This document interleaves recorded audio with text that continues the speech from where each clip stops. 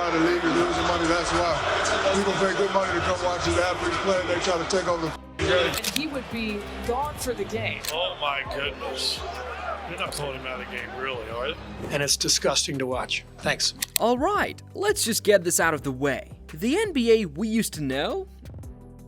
Yeah, it's gone. They communicate well, and then you got the other ones who just want to be dicks and just kind of fucks the game up. Nobody's coming to see that shit. They come to see the players, and I think we're losing a little bit of the fabric of what the NBA is and was. And the league used to have that electric energy with dunks that could make you lose your mind, and rivalries were so intense that you'd argue about them for weeks. And now, we're practically watching an hour-long commercial with a few basketball breaks in between, but don't blame the players for this mess. The real culprits are the culture, the media circus, and of course, the relentless pursuit of profit. Because who needs actual competition when you can just sell merch? If we go back to the 80s and 90s, that was a time when the NBA wasn't just basketball, it was a religion. Rivalries were fierce, game-winning shots were legends in the making, and the players? Oh, they were gods. Magic Johnson, Larry Bird, Michael Jordan, and even Shaq in his prime? These guys didn't just play basketball, they were icons who made you want to sell your soul just to watch them play. Every game was an event. You didn't know if your team would win, but you knew it was going to be epic. No prepackaged drama, no forced headlines, it was all organic. NBA was a culture, people lived and breathed it. Fast forward to today, and what do we have? A business masquerading as a sport. Sure, we've got talent like LeBron, Giannis, Luka, they're amazing, but where's the heart? The grit, the underdog stories? Where did that real NBA spirit go? Of course, we still get highlight reels that make anyone's jaw drop, but here's the thing.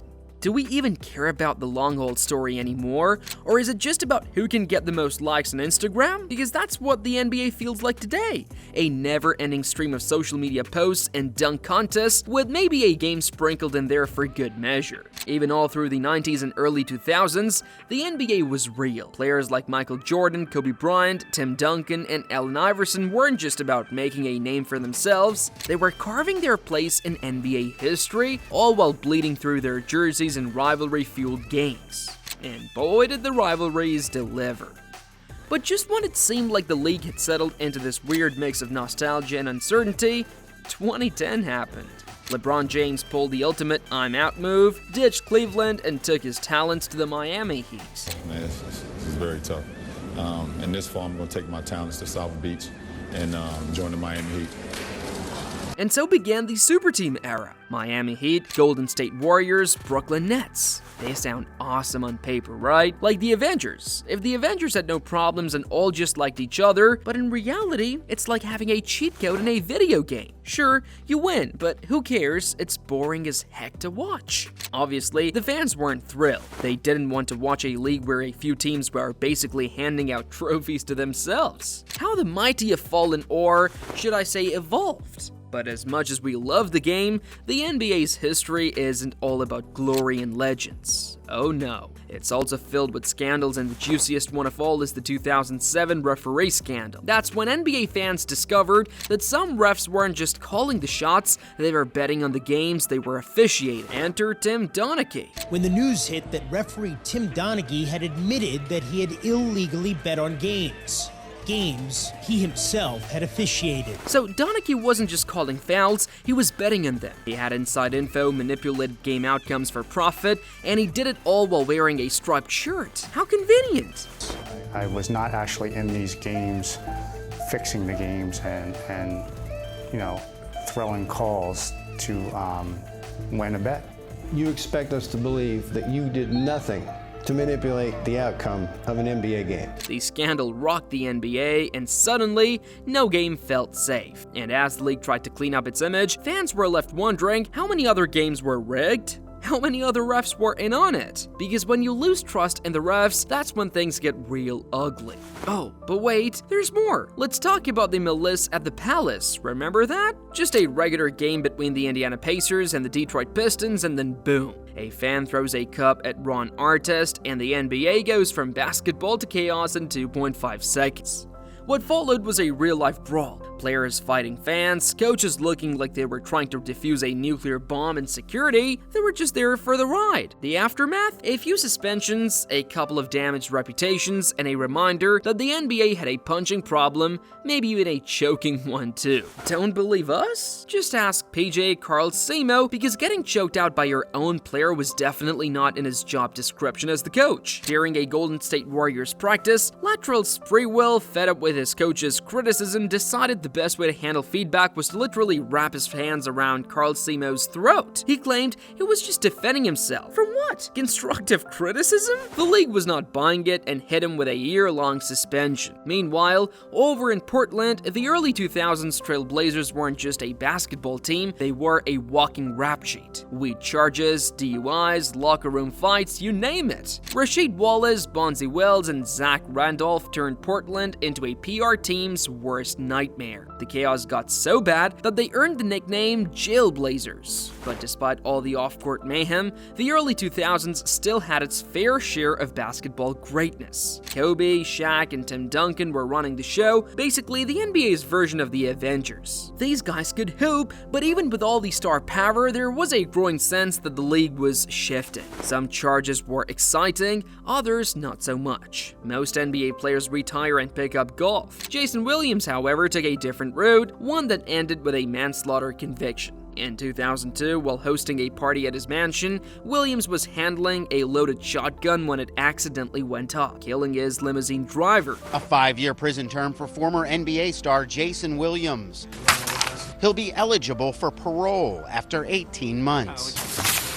Williams was handcuffed and led from court to begin serving the sentence immediately. Instead of immediately calling the cops, he and his friends tried to cover it up. Eventually, the truth unraveled and Williams was sentenced to prison. But he wasn't the only former star whose career came crashing down. Shawn Kemp, once one of the most electrifying dunkers in the game, had seen his career unravel. His battles with substance abuse, culminating in a 2005 arrest for drug possession, turned him into one of the NBA's biggest cautionary tales. Talent means nothing if your personal life is out of control. By the mid-2000s, the NBA was starting to feel like it was losing its spark. Take one of the biggest betrayals in league history, the Seattle Supersonics being ripped away and relocated to Oklahoma City. Fans loved their team, but thanks to shady ownership moves, financial disputes, and corporate greed, the Sonics were gone by 2008. To this day, Seattle fans haven't forgiven the league. And then there was Tim Hardaway, a basketball legend turned infamous for all the wrong reasons. You know that what you're saying there, though, Timmy, is flatly homophobic, right? It's just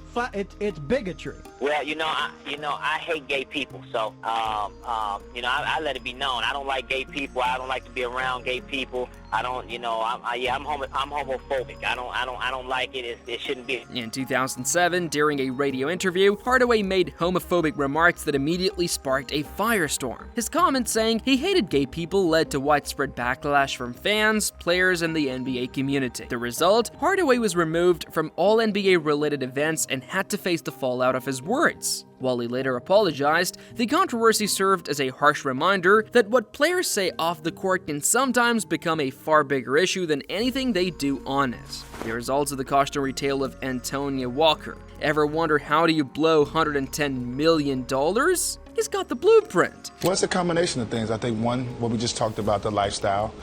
I lost a significant portion of money gambling. I used to go to Vegas and gamble. I lost the bulk of my money investing in real estate, in which in 2007, 2008, we went through the recession. I'm sure this is a worldwide thing that we all went through.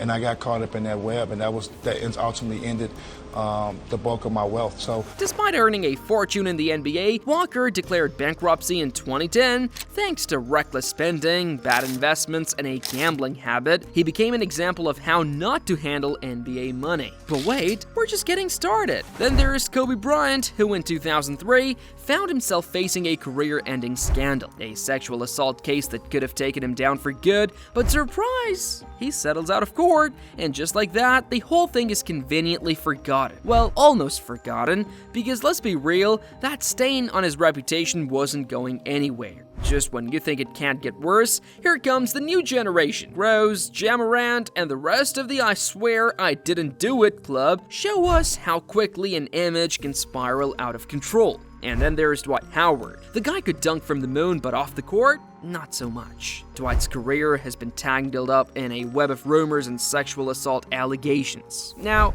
many of these allegations were either dropped or left unresolved, but just having them out there? Yeah, not the best look. But let's face it, even if the legal system doesn't hand down a verdict, accusations like that are permanent.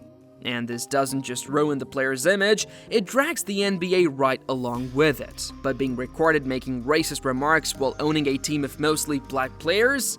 That's next level stupidity. We move on to the firestorm surrounding the owner of the Los Angeles Clippers, accused of making racist remarks caught on tape. The NBA could take action early as tomorrow. ABC's Ryan Smith tells us players and fans are increasing the pressure. But turns out Donald Sterling, the longtime owner of the Los Angeles Clippers, didn't get the memo. In 2014, he was caught on tape telling his girlfriend not to associate with black people, including his own players. The backlash, immediate and intense.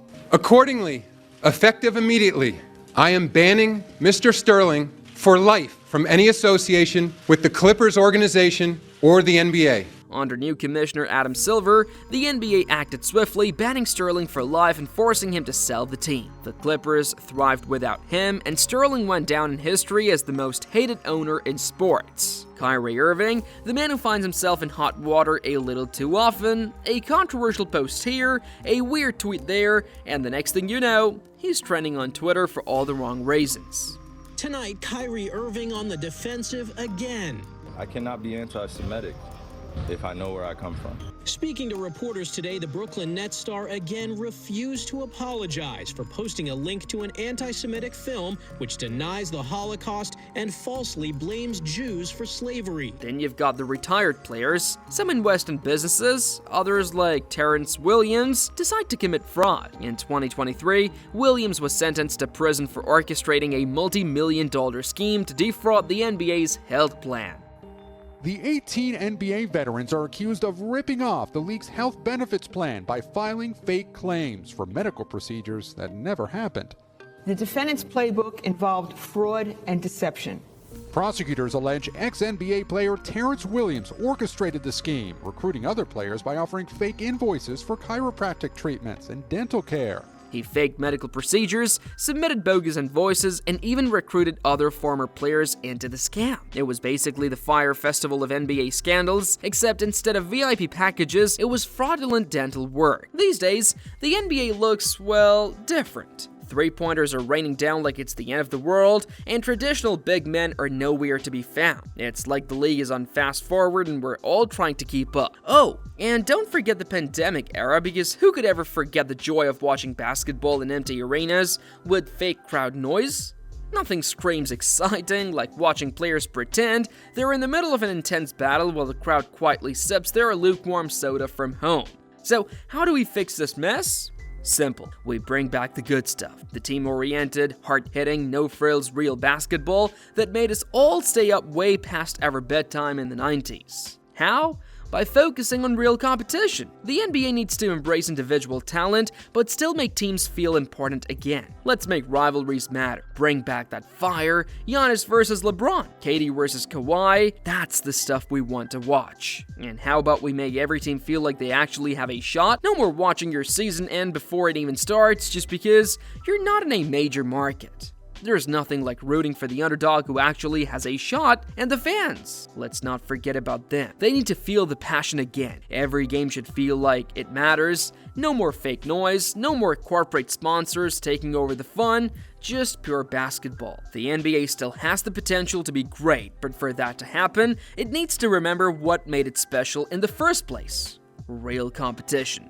Unforgettable moments in a game that everyone from New York to Sacramento can get behind. So, can the NBA ever get its edge back? Honestly, who knows? But if they want to go back to what it used to be, maybe they should start putting less emphasis on Instagram followers and more on actual basketball. Just a thought.